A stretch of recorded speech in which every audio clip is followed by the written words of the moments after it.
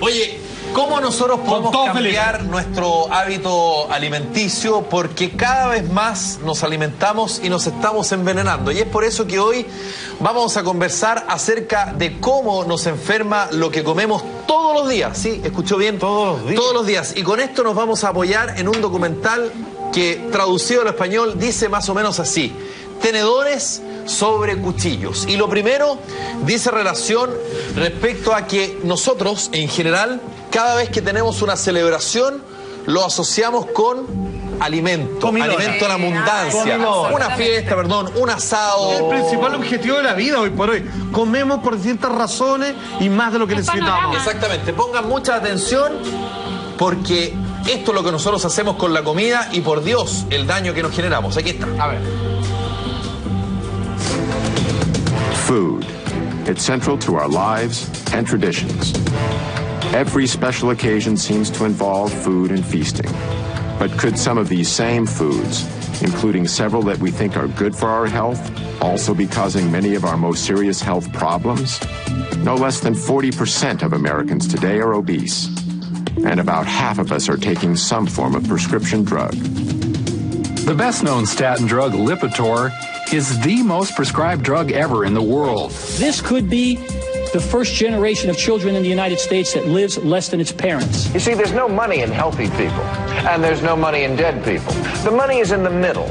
People who are alive, sort of, but with one or more chronic conditions. Someone has to stand up and say that the answer isn't another pill. The answer is spinach. A growing number of researchers claim that if we eliminate or greatly reduce refined, processed, and animal-based foods, we can prevent and in certain cases even reverse several of our worst diseases. Ahora, suena bastante fácil, ¿no es verdad? Porque es como blanco y negro. Pero tal como lo decía ahí uno de las personas que entregaba su testimonio, está el intermedio. ¿Y qué es el intermedio? Nada más y nada menos que las personas que financian a las farmacéuticas, ¿no es verdad? Y a los laboratorios. ¿Por qué? Porque si yo tengo un problema de colesterol alto, sigo comiendo más o menos lo mismo y me tomo mi pastillita. Y con eso más o menos tengo controlado el tema. Y no rompe el círculo vicioso. Porque tienes como permiso para seguirla cagando con tu dieta que está completamente mal balanceada. O sea, ahora aquí lo realmente heavy tiene que ver con que cuando uno come, el cuerpo hace una cantidad, digamos, de esfuerzo tremendo para deglutir los alimentos y convertirlos en energía, digamos, y botar lo que nos sirve. Ahora, cuando además tú le agregas el tener que tratar de botar las toxinas que tiene, claramente no da abasto y finalmente lo que comes es comer algo indebido que te enferma a la larga o a mediano plazo a esta altura. Yo creo que también es bueno instalar la idea, por ejemplo, de que comer sano tiene dos beneficios, a mi juicio. Uno, que te mantienes sano, te mantienes bien, te mantienes liviano, te mantienes más ágil. Y dos, es mucho más barato. Es más barato. Comer sano es mucho más barato. Y agrego un tercero, le hace un bien al planeta, porque no generáis todas estas hiperindustrias en cadena que tienen que alimentar a los animales que luego tú te comes. Y obviamente hasta tú puedes comer lo que cultivas en tu casa. Sí, claro. O sea, no tienes que tener así como 10 vacas, así cordero y todo, sino que plantas cosas y puedes sacar de ahí fruta y verdura. Tal cual, tú sabes que yo me recuerdo en algún minuto con mi hija mayor, decirle al pediatra, ¿sabes que estoy desesperada? Esta niña no quiere comer y angustiadísima, así cuando empecé a inventarle todo y no funciona. Entonces él me decía, Macarena, tranquila, no sé, se comió, voy a decir algo, pero se tomó un chamito, ya. ¿Le pudiste dar algo? Nada, le decía, hay una manzana rallada con un poco de jugo de naranja o medio tomate. Y me decía, suficiente, déjala. Y le decía, pero no ha comido nada, no ha comido carne, no ha comido, me decía, no es necesario. Y tú empezás a aprender en realidad que hay muchas cosas que no son importantes. Yo lo comenté acá, que la leche, él me dijo un día, no quiere tomar leche, que no tome nunca más. No es necesario. No le sirve más la leche, que no tome más leche. Los primeros 6 meses. Claro, y suficiente. Y tú sabes que, claro, y lo que sí tú, Gonzalo, tiene que ver mucho. Uno cuánta plata gasta en supermercado, en comida, un montón, o sea, el presupuesto familiar de una casa. No es para alimentarse, es para darse gusto. Es para tal cual. Yo encuentro que está bien, pero uno cuando vive para darse gusto en el alimento. Y que tampoco te hacen bien, pues ese es el tema.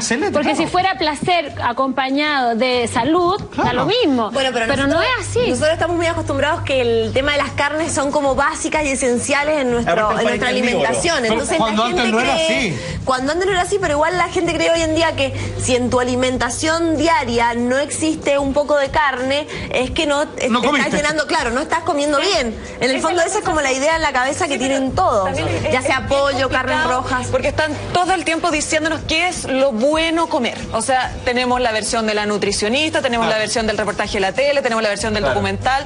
O sea, ¿a quién finalmente le hacemos caso?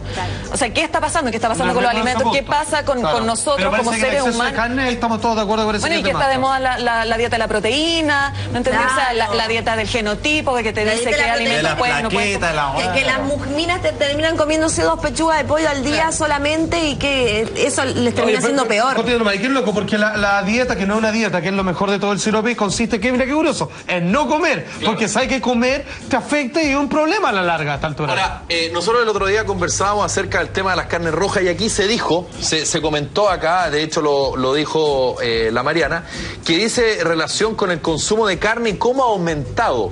Si yo les digo que desde principios de 1900 hasta esta fecha se ha duplicado, escuchó bien, se ha duplicado y más el consumo de carne, de los lácteos y por supuesto de las azúcares. Aquí está. Near the beginning of the 20th century, Americans each ate about 120 pounds of meat annually. By 2007, that figure had exploded to no less than 222 pounds. In 1913, we ate about 40 pounds of processed sugar each per year. However, by 1999, our consumption of all refined sweeteners had risen to over 147 pounds. In 1909, Americans consumed around 294 pounds of dairy products apiece. But by 2006, our yearly intake of dairy had more than doubled to 605 pounds. ¡Wow!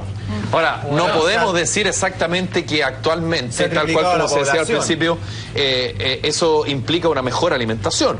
No, hay una mayor alimentación de productos que, como tú decías, Alfate, no necesariamente son los necesarios para una dieta equilibrada y balanceada. Es alimento, es ganas de comer, como siempre decimos. Pero ojo, que hay un dato que no está dicho. La población yo creo que hasta se triplicó en 100 años. No, pero es proporcional. Pero es proporcional. Es proporcional. Pero está hablando de la proporción de lo que el ser humano come carne, lácteos y los productos. Cada ciudadano consume. Sí.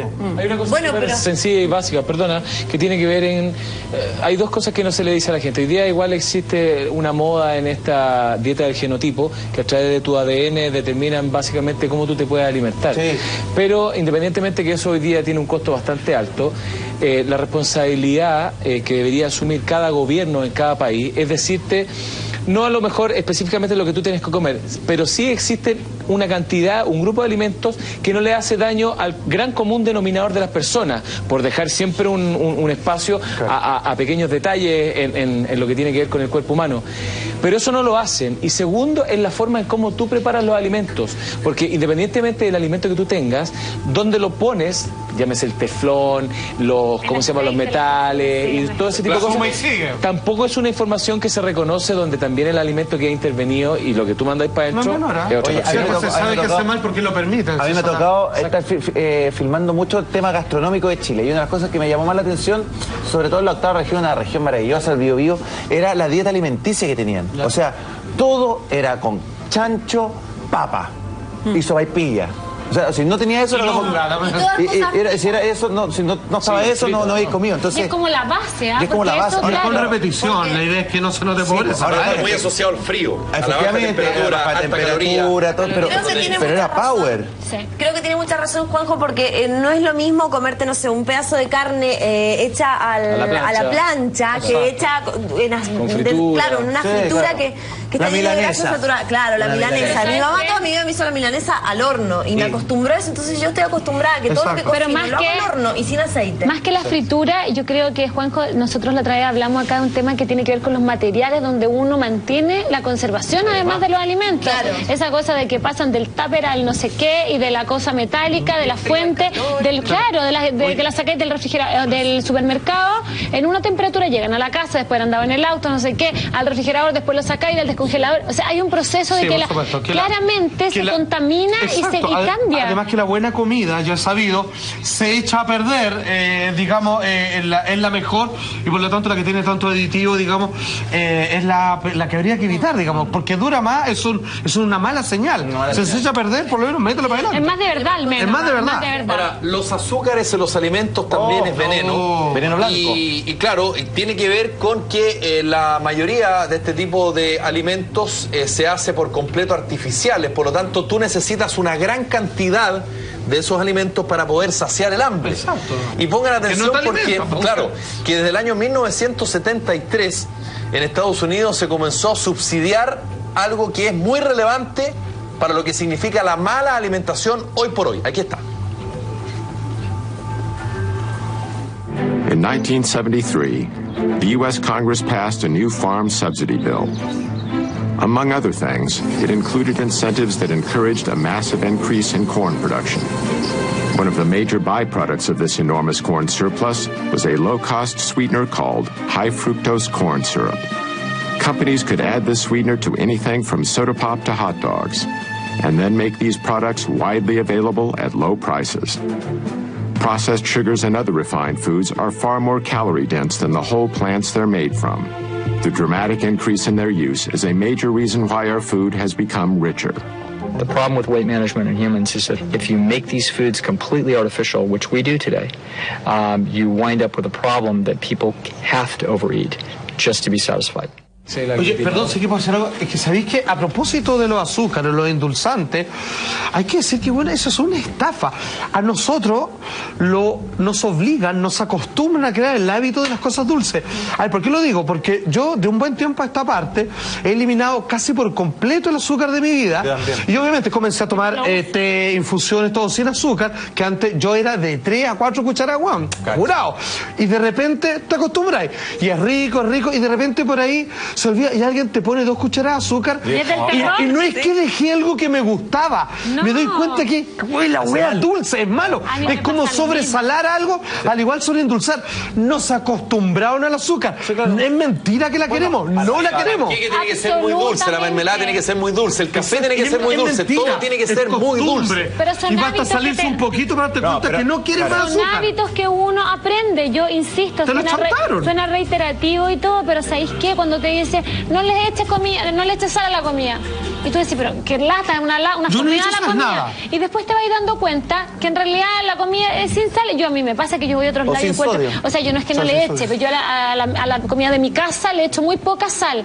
Entonces yo cuando estoy en cualquier parte encuentro que todo es muy salado, muy salado. Y tú ves la gente cada vez menos. Oye, pero antes era una baña con sal los platos sin siquiera probar. Como queso rallado, o sea, le echan sal a la comida como... Lo que tú dices, lo de la sal es otra hábito de herencia cultural. Antes, para mantener los alimentos todavía comestibles, le echaban gran cantidad de sal. O sea, tú no tenías opción de no comer con sal. Hasta cuando después, digamos, se metió el refrigerador, el frío, ya tú no aceptabas que no tuviera sabor a sal. Pero en un comienzo era considerado un mal necesario. La sal nunca fue rica. Era la única manera de conservar alimentos. Nunca se quiso y ahora de repente no hace mal algo que en un comienzo nunca quisimos. ¿Cuál es la relación que puede existir entre la proteína animal y el cáncer? Ponga mucha atención porque esto de alguna forma se descubrió de chiripa y no precisamente en Estados Unidos. Mire. In the mid-1960s, Dr. Campbell was in the Philippines trying to get more protein to millions of malnourished children. To keep costs down, he and his colleagues decided not to use animal-based protein.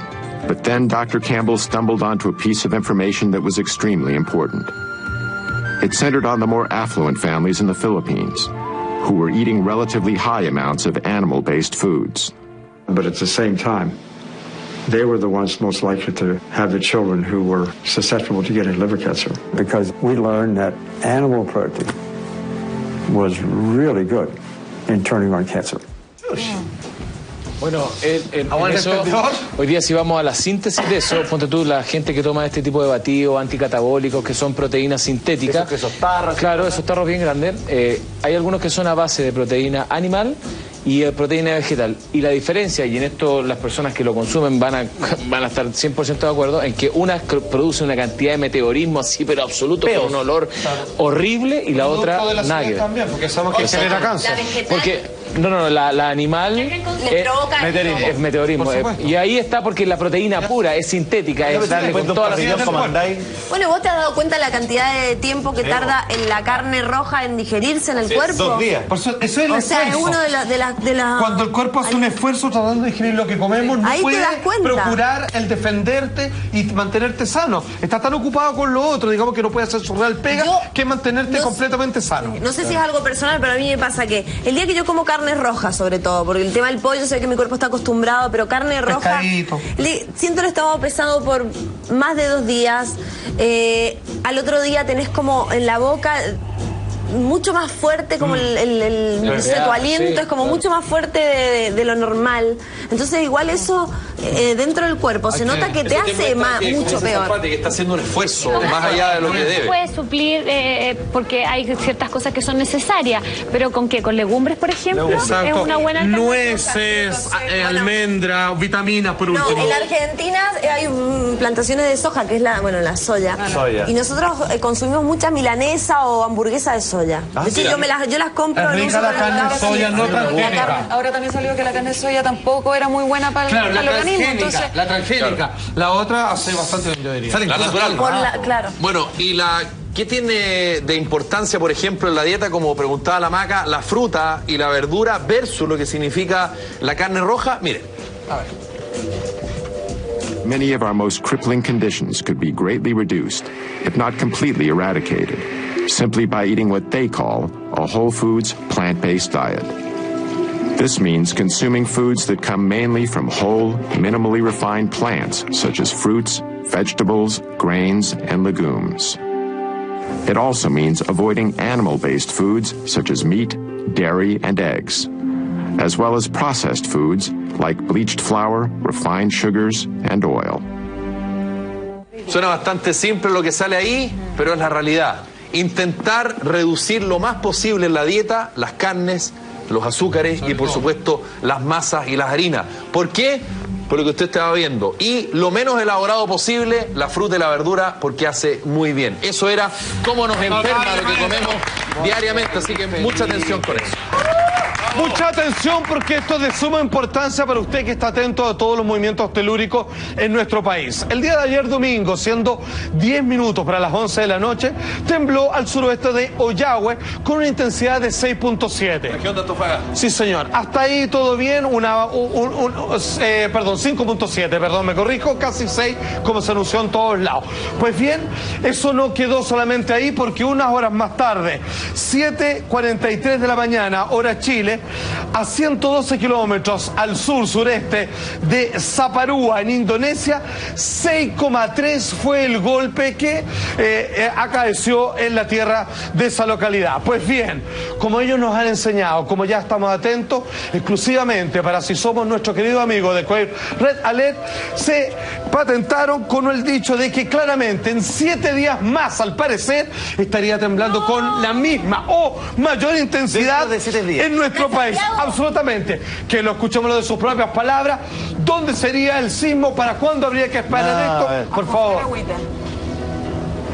Hubo hoy un sismo de magnitud significativa entre las Filipinas y la Indonesia.